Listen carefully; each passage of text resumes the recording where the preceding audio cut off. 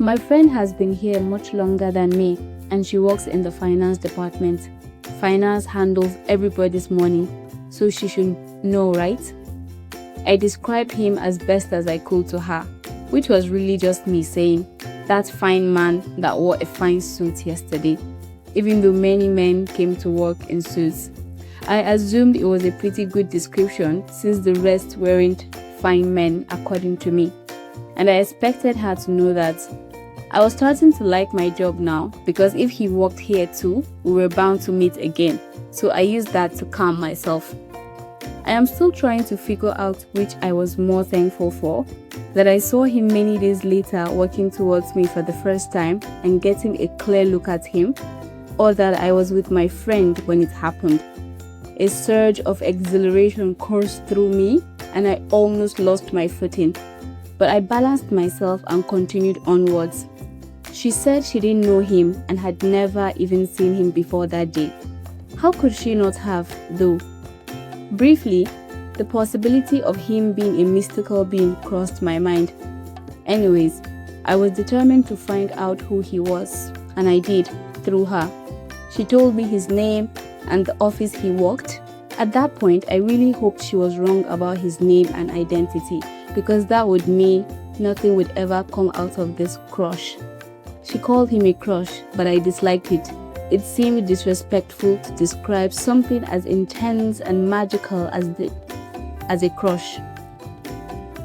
His office was on the same floor as mine, but in the opposite direction, so I would walk over to that side of the building to use the copy machine, even though there was one right in front of me. I hoped I would be lucky enough to see him walking in or out of his office, or the door would be left slightly ajar so I could catch a glimpse of him. I would be content even with a side view. I had had only 2 crushes in my life, aside from the numerous celebrity crushes that is, and none of them have lasted more than 2 weeks. But here I was, 3 months later, trying to find him online. He had no online presence whatsoever. Was he a ghost? Or was my friend wrong about his name? I wish the latter was the case.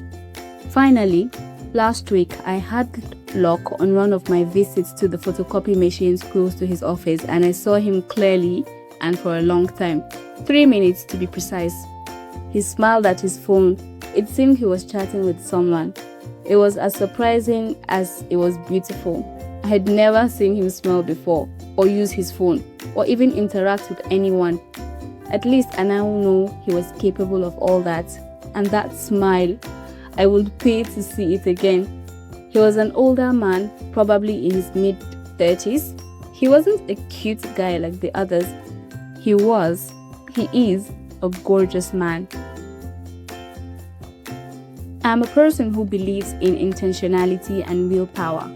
Once, when my friend told me how she hated crushes because they were stressful, I told her that I'm a person who believes in intentionality and willpower. Once, when my friend told me how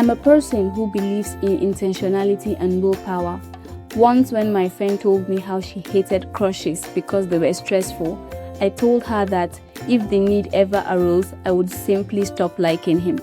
I truly believe that I could do that, and that's why I took that decision a couple of days later.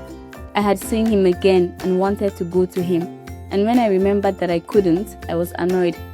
I had become greedy. I yearned for the moment when his eyes would meet mine and a reciprocal smile would ignite a symphony of emotions within me. I wanted more than stealing glances at him from the photocopy machine. I wanted more than these coincidental meetings at work. I was no longer content with all that. I dared to want more. When it seemed like I couldn't get more, I decided it was time to stop. All or nothing, I thought to myself. That day, as I told my friend I would stop liking him, she took it like good news, and God knows why. I could tell you how that went, or I could simply tell you that I am now about to go make several copies of this writing at the copy machine on the other end of the building. I guess all or nothing is not applicable in this case. Seeing him again melted all my resolve. One look was all it took to crumble my determination and leave me defenseless.